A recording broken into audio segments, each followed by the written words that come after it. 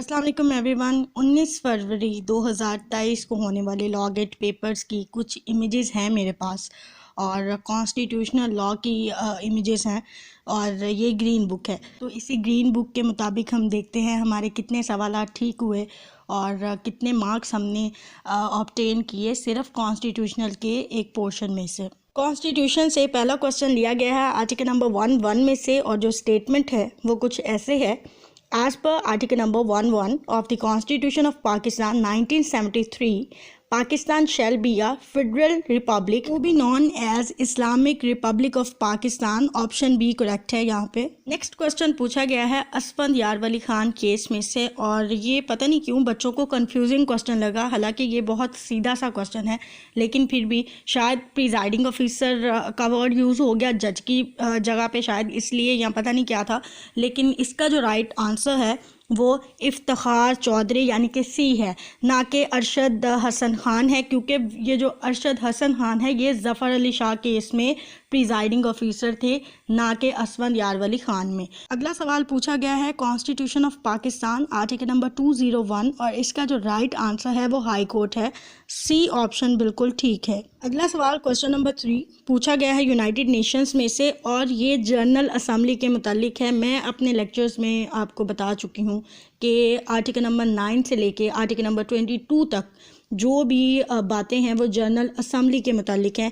तो इस क्वेश्चन में जो राइट आंसर है वो जनरल असम्बली यानी कि सी है। दो क्वेश्चन ऐसे हैं जिनके ऊपर नीचे क्वेश्चन के आंसर्स दोनों के सी हैं, तो ये जनरल असम्बली राइट आंसर है यहाँ पर। अगला सवाल पाकिस्तान कॉन्स्टिट्यूशन से पूछा गया है और कंटेम्प्ट ऑफ कोर्ट से पूछा गया है और आर्टिकल नंबर 2011 में से पूछा गया है। क्वेश्चन की स्टेटमेंट है as per article number 201 of the Constitution of Pakistan 1973 regarding contempt of court, the court means Supreme Court और हाई कोर्ट।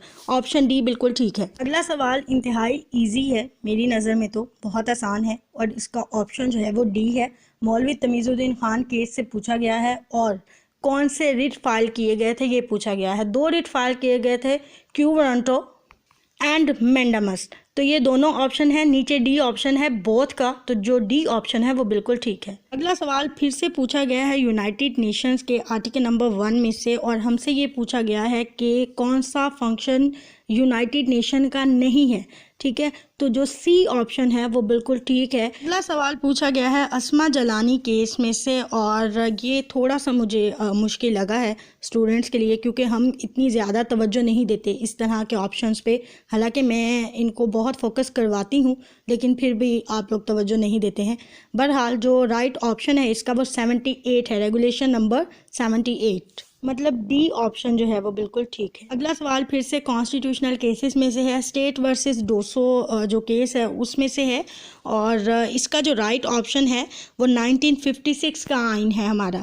बाकी जो ऑप्शन है वो उनमें से कोई भी ठीक नहीं है, ठीक है। तो ये जो बी ऑप्शन है ये बिल्कुल ठीक है। अगला सवाल आर्टिकल नंबर 203 सी में से पूछा गया है फेडरल शरीयत कोर्ट के जो मेंबरान हैं या जो अरकान हैं उनकी तादाद पूछी गई है और इसका जो राइट आंसर है वो सी है। और मैं स्टेटमेंट इसलिए नहीं पढ़ रही क्योंकि लेक्चर बहुत लंबा हो जाएगा, तो जल्दी जल्दी से हमने राइट आंसर देखने हैं। तो इसका जो राइट आंसर है वो सी है।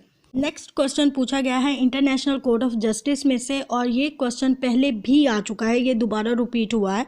अगर किसी ने प्रीवियस पेपर्स किए हों तो उनको आइडिया होगा कि ये क्वेश्चन दूसरी दफ़ा रिपीट हुआ है और वो क्वेश्चन है जी the expenses of the court shall be borne by the United nation in such a manner as such be decided by the general assembly. तो सी राइट ऑप्शन है। अगला सवाल फिर से कॉन्स्टिट्यूशन ऑफ पाकिस्तान में से है आर्टिकल नंबर 59 सी जो कि सेनेट के मुतालिक है और उसमें फेडरल कैपिटल की सीट्स के मुतालिक पूछा गया है। 2 सीट्स होती हैं और राइट ऑप्शन ए है। अगला सवाल आर्टिकल नंबर 19 ए है और ये हमें फिंगर टिप पे होता है, ये राइट ऑफ इंफॉर्मेशन है, इसका जो आंसर है वो भी ए है। अगला सवाल पूछा गया है सिक्योरिटी काउंसिल में से और क्वेश्चन की स्टेटमेंट है as per article number 33(2) the United nation charter the Security Council shall, when it deems necessary, call upon the parties to settle their dispute by such means. ठीक है, तो जो right option है वो D है, security council. अगला सवाल फिर से कॉन्स्टिट्यूशन ऑफ पाकिस्तान में से है और इस दफ़ा ज़्यादा क्वेश्चन जो उन्होंने पूछे हैं वो कोर्ट वाले सेक्शन में से पूछे हैं। तो आर्टिकल नंबर 2073 में से क्वेश्चन पूछा गया है और इस क्वेश्चन का जो राइट आंसर है वो सी है, शैल नॉट प्लीड, यानी कि कोई भी जज प्लीड नहीं कर सकता। अगला सवाल कॉन्स्टिट्यूशनल केसेस में से नवाज शरीफ के केस में से पूछा गया है और पूछा गया है कि कौन से आर्टिकल के अंडर डिज़ोल्व की गई थी नेशनल असेंबली।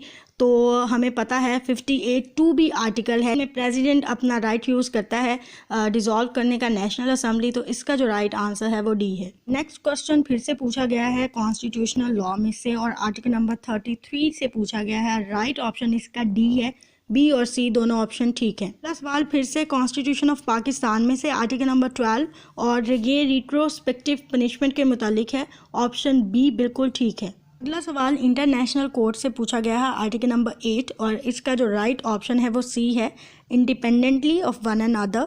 ठीक है, और जहाँ तक मुझे याद आता है ये रिपीट हुआ है, ये पहले भी आ चुका है। नेक्स्ट एंड लास्ट क्वेश्चन पूछा गया है constitution of Pakistan article number 63A(6) में से चेयरमैन ऑफ सेनेट और स्पीकर ऑफ नेशनल असेंबली पे ये आर्टिकल अप्लाई नहीं होता, तो जो राइट ऑप्शन है वो ए है। ये 19 फरवरी 2023 जो लॉ गेट टेस्ट हुआ है उसके बिल्कुल सही जवाब थे। क्वेश्चन आगे पीछे हो सकते हैं लेकिन ऑप्शन जो हैं बिल्कुल ठीक बताए हैं। दूसरी बात ये है कि ये ग्रीन बुक थी, ठीक है, मैंने उसके मुताबिक ही आपको ऑप्शंस बताए हैं। तो ग्रीन बुक के अलावा बाकी जो बुक्स थी वो अगर टैली करना चाहें तो वो कर सकती हैं, लेकिन इतना ख्याल रखिएगा कि ऑप्शन आगे पीछे होने का फ़र्क होता है। तो ये ना हो कि आपका कोई क्वेश्चन सही हो और आप इसके साथ टैली करें, गलत हो जाए तो आप परेशान हो जाएं। तो इस चीज़ को मद्देनज़र रखते हुए आप टैली कर सकते हैं।